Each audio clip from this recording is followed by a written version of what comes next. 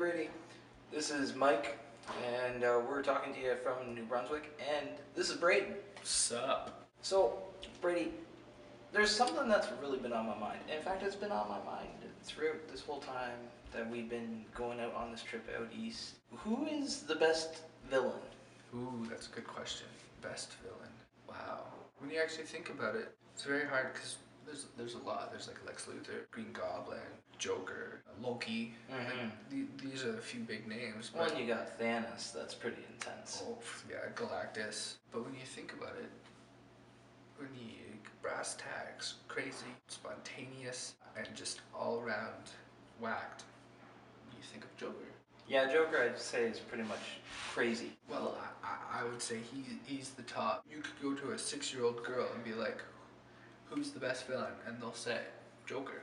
You really think a little girl's gonna say Joker's the best villain? Yeah, because he's the most well-known, because of the movies, because the amount of shows that are Batman, and just the amount of push that is out there. Okay. So I would actually tend to agree with you on that one. I would agree that Joker's pretty much the most messed up villain that's out there. Oh, yeah. Okay, so then who's the worst villain out there? Ooh, that is a good question. I know. Because you got ones like Firefly, who's just like, whoop-de-doo, you got a couple tanks on your back and you can make fire happen. It's like, whoop-dee. He's pretty terrible. There's the portrayal of Mandarin in the new Iron Man. He was just kind of a pansy. MODOK? Yeah. He's just this floating head that always gets his behind kicked. That's true. The floating head and the little weird squeaky voice. He's smart and whatnot. And he is the semi-head of AIM, but he just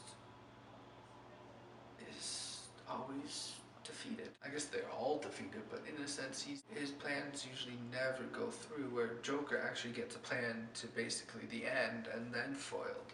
See, for me, I think Baron von Zemo. Ooh. The little purple weird thingy. Yeah. Like, is he, like, intense? Does he suck? Does he actually do anything? And what's with the sword? Like, is he trying to be like Deadpool with a mix of Deathstroke? I don't know. Yeah, it is true. And he says he's the head of Hydra, but then is Red Skull actually really dead? He comes back many times, and it's just like, yeah, he has money, he has power, but really, he doesn't really do much. Okay, I'm gonna throw this one out at you for the last shout out. Who's the weirdest hero? Hero? Or sorry, scratch that. I can't work with this guy. This is gonna be so in the outtakes or whatever. So, my last shout out is gonna be, who's the weirdest villain? Weirdest villain? Yeah. That's puzzling, because they're all pretty weird, if you actually think about it. Because really, their backstory is just all started from a weird perspective. But I'm going with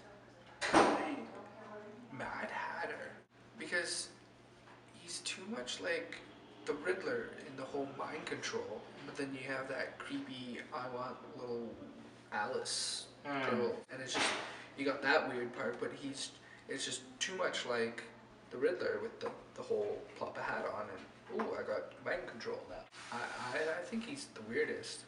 But what about you? Yeah, for me, I would probably have to say Mysterio. He's a big Poindexter who like pulls out the Wizard of Oz trick. Oh, look at me here. But then really he's just like this dinky little guy. Yeah, like, that's true, because all he does is like, it's not even like real illusions, it's just like fake ones. But in the game of Shattered Dimensions, of course, he has to get some sort of mystical tablet thing to give him actual powers. But yeah, overall, he doesn't really have anything. He's just messed up. Yeah. Anywho, Brady, that's what we came up with, and we want to ask you, what do you thought of that? Who's the best villain? Who sucks? And really, what's the lamest villain you could think of? This is us from New Brunswick. New Brunswick. Peace. See ya.